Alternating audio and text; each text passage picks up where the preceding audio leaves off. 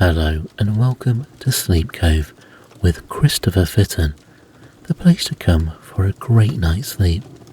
Please listen to this recording in a place where you can safely go to sleep. I hope everyone is getting ready for the autumn season. It's a beautiful time of year, and here in the UK, the leaves are beginning to fall from the trees and turn brown, yellow and deep red.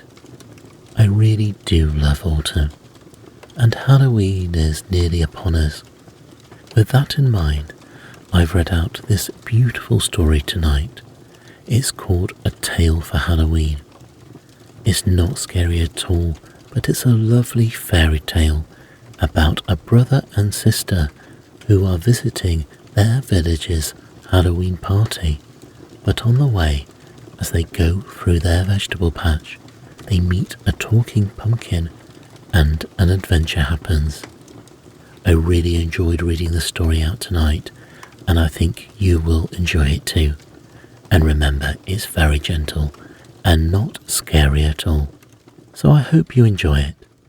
So please relax and get ready to listen to this story tonight. And let's begin. A Tale for Halloween. Babette and Antone were the children of a very poor woodcutter. They lived in a little cottage on the side of a steep mountain, and the mountain looked upon a great forest. Now, though their father toiled in this forest from dawn until dark, he could earn but little. Wood in that region was plentiful, and woodcutters were numerous. Their mother made fine laces, which Antone carried to the market to sell. But in spite of all their efforts, the poor parents seldom could give their children more than bread and broth to eat. Often indeed the broth was lacking if the woodcutter found no hare in the traps he set. Babette and Antone, however, were happy little children, and never thought of their poverty. But it worried the woodcutter that Antone was 10 years old and had not gone to school. Antone's mother taught him to read and write, that the other boys and girls would not be too far beyond him, and Antone studied his lessons diligently. Often, as he sat doing his sums on the hearthstone with a bit of charcoal for a pencil, his mother would sigh sadly. Antone did not like his mother to be sad, and so he always laughed to cheer her. "Never fear, mother," he would say. "Soon I shall send myself to school. My vegetable patch does finely. Then, when I am a great scholar, you shall be poor no longer. My father shall have a team of oxen, and you a fine satin gown. Babette shall have a dozen real dollies instead of the turnip dollies she now rocks in her dolly cradle." "Ah, Anton, my son," his mother would answer with a sigh, "unless you make your fortune as a maker of toys, I fear you will have no fortune at all. Your fingers are as clever as a wizard's even now, and though you are past 10, we cannot spare you to go to school." It was true, as she said. Antone made boats from bits of cedar wood, and when he'd fitted them with sails, you could not tell them from any that had come out of a shop. He carved a doll's cradle from a pine knot, and for a dolly painted the white face of a turnip, until one would think it was the face of some fair maiden. So blue were this turnip dolly's eyes, and so pink her cheeks. Her hair of golden corn silk fell in such waves, and her robe of young cabbage leaves were so green and beautiful. Then as often as this turnip dolly faded and began to shrivel, Antone made another, which Babette declared was always more beautiful than the one before. Babette had never been to the village, and therefore knew nothing of real dollies. She loved her turnip babies tenderly indeed.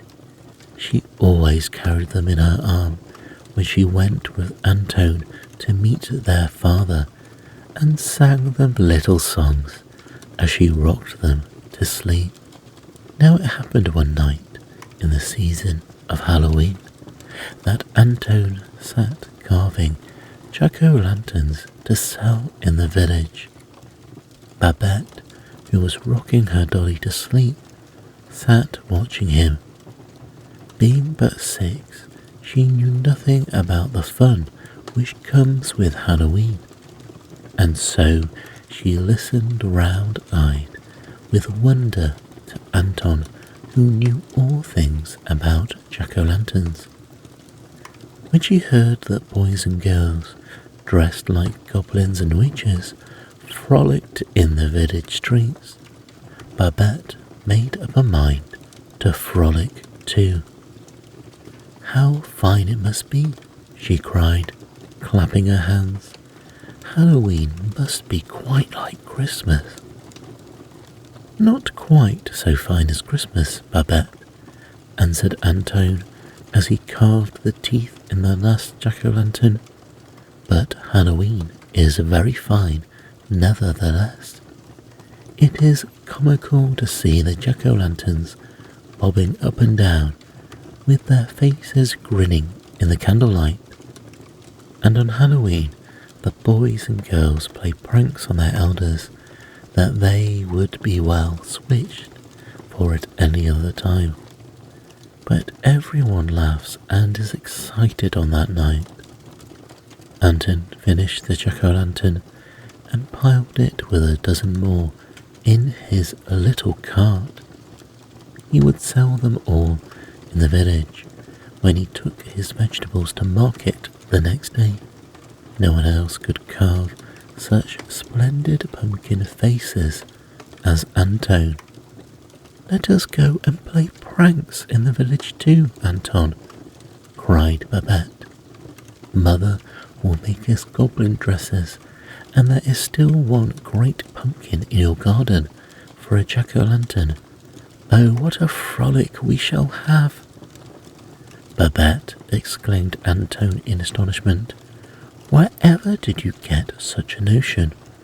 The frolic in the village is not for us. Mother has no time to make us goblin dresses, and if she did, she has no goods. Besides, how should we find our way home through the forest?"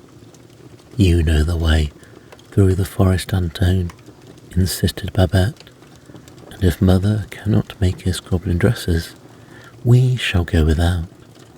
It will be dark, and our jack-o'-lantern will be as fine as any. Do come," she begged. "I have never been to a Halloween frolic." "Now, Babette, I tell you we cannot go to the village tomorrow night," answered Antone. "I could not find my way home through the forest after dark, and we would both be lost. Be a good girl and do not tease any more." Antone spoke sternly, and Babette burst into tears. She was very fond of her own way, and when she could not have it, sometimes she was a very naughty little girl. She sobbed and wept so piteously that Antone found it hard to refuse her. However, he dared not go to the village at night, as he feared to lose his way in the forest. So Antone trotted Babette on his knee and whispered that he would buy her chocolate, but she only wept the harder. "Now, Babette," cried Antone at last, when Babette showed no signs of stopping, "I cannot take you to the village, but if you are a good girl and stop crying at once, I will make a little Halloween frolic just for you and me. Now promise me you will not cry any more." Babette dried her eyes and promised. She wished a Halloween frolic, but whether she frolicked at home or in the village mattered not at all. "Will we wear goblin dresses or ghost dresses, Antone?" she asked. Antone puzzled a moment before he answered. "Oh, ghost dresses, I think," said he. The next day, Babette was very good. She helped Antone gather his vegetables for market, and when he returned, sat beside him quietly while he carved the last pumpkin from his garden. When the jack-o'-lantern was finished, Antone lighted the candle just for 1 second so that she might see it grinning in the light. Babette clapped her hands, but he held up a warning finger. The Halloween frolic was to be a secret. After supper, the children went to bed as usual, but instead of undressing, they pulled their white night dresses over their heavy coats. "They will do for ghost dresses," whispered Antone when all was still, and they crept softly out. In the moonlight, the jack-o'-lantern was grinning broadly to greet them. "Pumpkin is smiling at us," laughed Babette. She was very happy, for her frolic was about to begin. Antone struck a match to light the candle, but there was no candle in the jack-o'-lantern. "I put the candle in, I know I did," said he in a surprise. He searched in the dark, and Babette stopped her laughing. Antone looked about, and there beneath the bench lay the remainder of his precious candle. It was chewed to bits, and the wick was in shreds. "Oh, Babette," cried he, "a wicked rat has stolen our candle, and I paid a whole penny for it too." "Oh, the bad rats," cried Babette, bursting into tears. She stamped her foot and sent the jack-o'-lantern rolling off the bench. It struck the earth with a bump and dented its nose a trifle. "Now, Babette, what a baby you are! See what you have done!" cried Antone. He stooped to pick up the pumpkin, but the pumpkin was too quick for him. "Oh, no, you don't," laughed Pumpkin in a thick, throaty sort of voice. "Babette smashed my nose a little, but that's no matter on a Halloween night. Goodbye, boys and girls." He called airily and rolled swiftly down the hill. "You come back here, you're my pumpkin," cried Antone, and started after the runaway. Babette followed, weeping and crying aloud. "Oh, my Halloween frolic, oh, my Halloween frolic," she mourned. "Now we have no jack-o'-lantern, and no candle either. But you just wait until he rolls down into the vegetable garden," shouted Antone as he chased the swiftly rolling pumpkin. "He'll have to stop at the hedge." He took his little sister's hand that she might run faster. Pumpkin rolled along just in front of them, but always just out of their reach. When he reached the hedge, he gave a great leap and landed directly in the vegetable patch. "Come on, you turnips, come on, you carrots," called Pumpkin as he rolled along. At his words, the carrots and turnips tore themselves from their beds and followed after him, shouting. Come on, called Pumpkin, and parsnips and beets followed the carrots and turnips. "Look at Antone following us," yelled Pumpkin, and all his vegetable followers turned and laughed in derision. "Ordinary nights you may be, Master Antone," cried they, "but not on Halloween. This is our night." "Well, you wait until I catch you, and then you'll see how hard you'll laugh," called Anton angrily.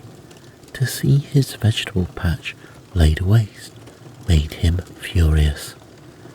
"But you'll wait until you catch us before you punish us, won't you, Antone?" they answered mockingly. "Oh, it's Halloween,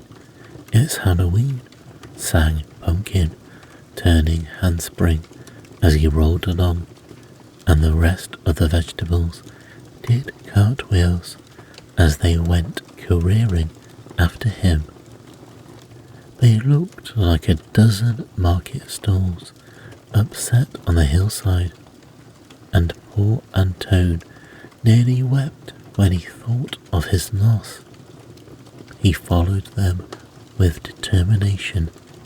Antone was not a lad to give up easily. Follow me, sang Pumpkin as he led the way to a tiny door that appeared beneath the forest. Turnips and carrots squeezed through, and Antone, fearing to be left behind, caught up with Babette and ran faster. Just as he reached the little door, a rough potato tried to slam it in his face, but Antone was too quick for him. He ran through and climbed down the hole into the underground forest. There he continued the chase, but the ground here was springy and elastic, and with each step Antone began to gain on the vegetables. Babette's fatigue left her, and she shook herself free on Anton's hand. "We'll catch up to them," declared Antone as they ran along. Even as he spoke, Potato stubbed his toe, and Babette caught him.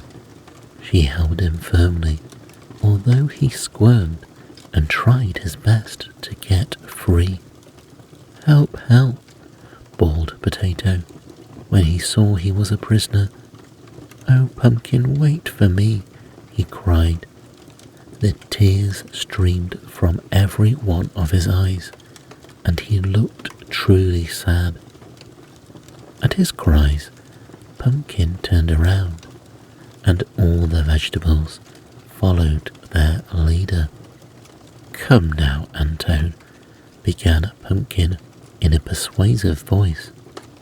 "You might let us have one night off, you know. Halloween is our night." Somewhere on his run, Pumpkin had picked up 2 twigs, and on these he now balanced himself rather unsteadily, and thrust his leaves in the place where his pockets would have been if he had any pockets. He looked so very jolly, and his grin was so very broad that Antone was inclined to give up the prisoner, but just when he thought of the ruined vegetable garden, he grew angry again. "It is all very well for you to be polite, Pumpkin, and try to beg off your friend," said Antone, "but this is the very fellow that tried to slam the door in my face not 2 seconds ago." "Oh, Antone," cried Potato, "that's wrong. It was 3 seconds ago, as true as I live. I looked at my watch just as I was trying to pinch your nose in the underground door, and it's quite 3 seconds ago. Maybe it's 4. "Oh, hush up," cried Pumpkin. "That's no way to talk when you are trying to beg off. Let him off for my sake, Antone," he continued in the most winning voice. "You'd get everlastingly tired of being in bed yourself. You know you would. See if you wouldn't take the first chance to kick up your heels if you could get it." "But Pumpkin," replied Antone, "think of my vegetable garden. It is ruined. I was saving all my vegetable money to go to school, and now I cannot go for ever and ever so long. Besides, how could I know you got tired of being in a bed? You never spoke to me before." "Well, I speak to you now," replied Pumpkin, "and as for your vegetable patch, we'll all make that up to you, won't we, boys?" We will," called the vegetables in chorus, and the potato in Babette's little fist yelled the loudest of all. "There, now you see we mean no harm," declared Pumpkin, "so let Potato go. Then you can both join us in our Halloween frolic." At the magic words, Halloween frolic, Babette put Potato down at once. She was bound to have her fun, and after all, the vegetables seemed to be a jolly lot. So peace was made, and the children followed the bopping turnips and onions. Then shouts were heard, and Pumpkin ordered a halt. Presently they were joined by a dozen or more cabbages. "You're the nice ones," panted the cabbages. "There we sat in the storeroom waiting for you to call us, and the first thing we knew we saw you pelting down the hill like mad things." "My gracious," said a very stout cabbage, who was terribly out of breath. "I'll have to take off my outer leaves before I go another step. I feel as though I were boiled."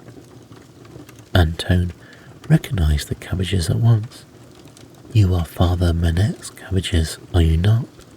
he inquired politely as they marched along.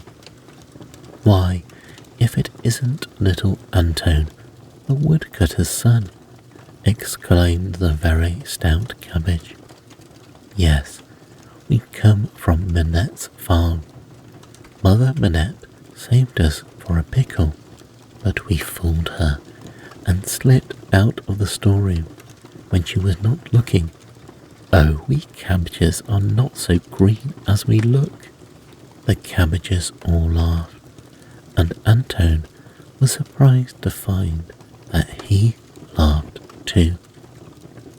As they went marching on, Pumpkin sang and danced in the lead, and onions and carrots echoed his hearty songs. Presently, great black cats with shining yellow eyes stepped from behind the trees, and each cat was soon joined by its mistress, who was no other than a real witch in tall peaked hat and carrying a broomstick. The cabbages, who were a friendly lot, introduced Antone and Babette to these witches, and the witches seemed pleased to meet the children. "They do not seem to be wicked witches, do they, Antone?" whispered Babette. "Oh, my dear," replied a witch you overheard, "we are not a bit wicked on Halloween, you know. Any other night I would probably do you a mischief. It is my nature, you know."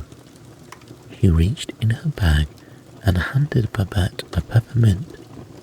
Babette, who was very fond of peppermint, ate it up with all haste. "You shouldn't do that, my dear," reproved the witch. "It is seldom witches give peppermints, and when they do, the peppermints should be treasured. Here is another to keep for your pocket, and then you will never be without a peppermint when you want one." And she handed Babette another. Babette curtsied so prettily that the witch was charmed and took her to ride on her broomstick. It was the fun company one could ever imagine. As they marched along, every vegetable was singing a different Halloween song in a different key, and they all had voices that sang out of tune by nature. Babette, her little white nightdress flying in the breeze, was riding on the witch's broomstick and singing loudly at the rest. When they reached the dancing floor, it was lighted with millions and millions of glowworms, and an orchestra of 10,000 frogs hummed lively tunes in their throats. Pumpkin seized a handful of glowworms and put them in his head. Then, with his features all aglow, he cried out, "Ready for the dance." Instead of taking partners, the vegetables just plunged onto the floor and began to jump about like mad. If they fell down, they did not jump up at once, but rolled around the floor most good-naturedly. They looked so like vegetables, boiling about in a great soup kettle, that Anton thought he should die of laughing. The witches took their brooms and began a sort of ladies' change figure, while they chased their cats around the edge of the circle. Babette danced hardest of all. She knew no more of dancing than any carrot or parsnip, but she capered wildly, singing at the top of her voice. "Come and dance with me, Antone," called Babette, as she went jumping past her brother, but he shook his head and laughed. "I am too big for such nonsense," said he. "I am 10, you know." "What nonsense?" cried a witch who was chasing her cat close by. 10 is exactly the right age to have fun." She raised her broom playfully, and before he knew it, she swept Antone into the middle of the dance. Pumpkin, his grinning features all aglow, went flying past and made Antone feel proud. Pumpkin was certainly the handsomest vegetable of the lot. As the night grew later, the frogs hummed faster, but hum as fast as they would, they could not keep up with the frisky vegetables. Beets and cauliflowers continued to bob up and down like mad. Cabbages from Minette's farm lost leaf after leaf. Carrots and onions grew battered from much tumbling about, and the merry din of song and laughter grew louder and louder. "Let's play blind man's buff," called Antone. "I'll be it, and I'll show you how to play." He tied the handkerchief over his eyes, and the witches and their black cats went darting hither and thither. The vegetables were so pleased with this new game that they would play nothing else. They might have been playing it yet, had not a cockerel crowed suddenly. "Good gracious me!" cried a witch. "The glowworms are all gone out. It's nearly morning. All who are going back to the vegetable patch had best be on their way." "Not I," cried Pumpkin. "I'm done with vegetable patches forevermore." "Not we," exclaimed the cabbages. "We're going to turn savage and be wild cabbages for the rest of our days. We shan't go back to Mother Minette's pickle jars." Straight away, every vegetable began to raise its voice and declare that it would not go back to Antone's patch. "Oh, hush all of you," cried the witch. "Stay in the woods for the rest of your life if you like. It is nothing to me. But what of Anton and Babette? Who is going to take them home?" "Well, ma'am," replied Pumpkin with a low bow, "we thought you might be good enough to give them a ride home on your broomstick." "But Pumpkin," cried Antone in dismay, "you promised to make it up to me if I let Potato go, and I think you should all return with me. I shall not have any vegetables if you all remain in the woods." "Never worry about that, Antone," replied Pumpkin with a lordly air. "Here is a purse for each of you, and if you take good care never to lose them, you will have plenty of gold forever. Isn't that true, boys?" "True as we're not going back to the farm," cried the cabbages. "You had best hurry and plant yourself before it grows daylight, Pumpkin." They warned and began to dig holes in the earth.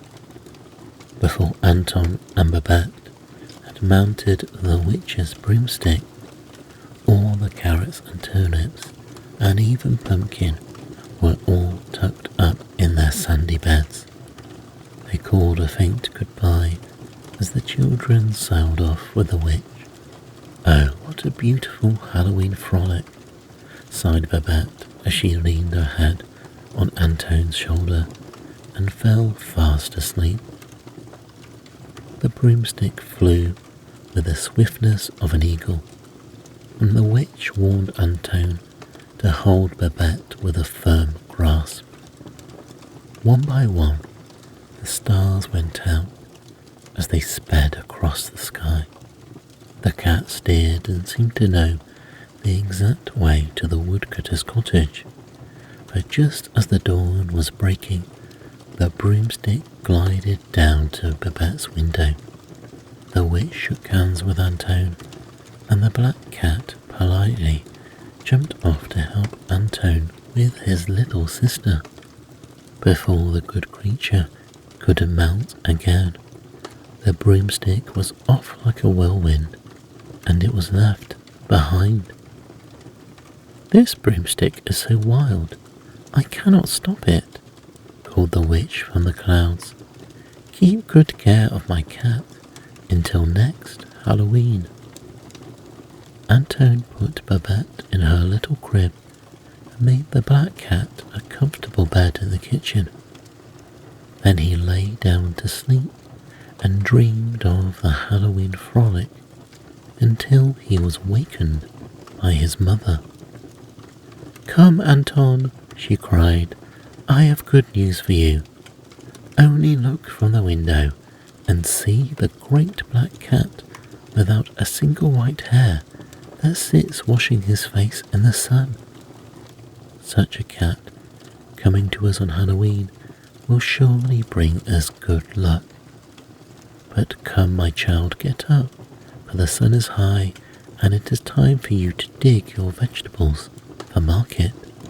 "My vegetables have gone wild in the forest," muttered Antone, "but it is no matter, for here is a bag of gold which they gave me." The cat is the black cat of the witch, who brought us home on her broomstick.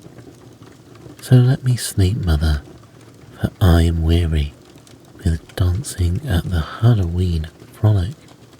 He closed his eyes and slept again, while his mother examined the leather bag. Anton, my son, she screamed. Here is gold yellow as a pumpkin. Where have you been to gather such wealth? She shook him and gave him no peace, until he waked fully and told the story. Even then his mother did not believe it. She threw up her hands and wept that her son should thus rave with fever. The woodcutter and Babette came running to see what had happened, and the sight of the second bag of gold, the poor woman grew calmer. Babette showed the peppermint which the witch had given her, and the mother doubted no more. To receive a peppermint from a witch is surely a mark of great favour, she said, and began to laugh through her tears. I thought I was dreaming, or that Anton raved of fever, for never in my life had I seen so much gold. It is like the fairies to bless the children of the poor, said the woodcutter. Now Anton will go to school, and mother will have a handsome dress and shawl. And is it not as I said? Cried his wife. A black cat coming on Halloween would bring us good luck, and here is the luck already. It would have been hard to find a happier family than the woodcutters as they set out for the village that day. When it was told that the woodcutter was looking for a pair of oxen, some folk laughed outright. The woodcutter was too poor to feed a pair of canaries, they declared. But when it became known that the woodcutter's wife had bought a new dress and a golden ring, they began to wonder who had died and left the woodcutter a fortune. Anton told the tale of their wealth to those who questioned him, and straightway the village children ran to throw their jack-o'-lanterns from the roofs and high places, but their pumpkins broke or stayed on the ground before where they had fallen. It was no longer Halloween, remember. At noon, when the woodcutter and his family sat down to dinner in the village inn, their landlord threatened to charge a penny from all who stood gazing through the windows. Some folk scoffed openly and declared it was a tale to tell children and dullards. But there were the 2 leather bags filled with gold. The greatest marvel of all, that no matter how much the woodcutter or his wife spent from these, the bags always remained brimful of gold. Anton chose a pair of steel skates in the village shop and bought an armful of books for which he had longed. Babette, however, with her usual perverse ways, would have none of the dollies in the village toy shop.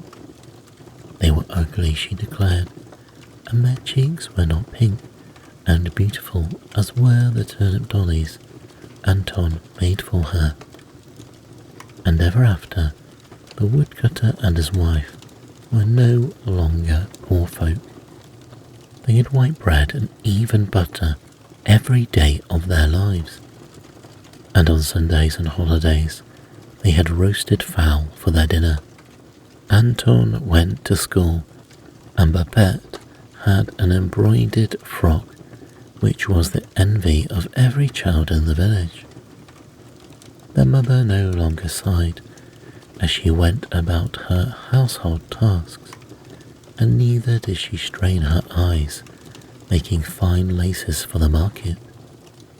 Instead, she rode proudly on the seat of her husband's ox cart when he delivered wood in the village.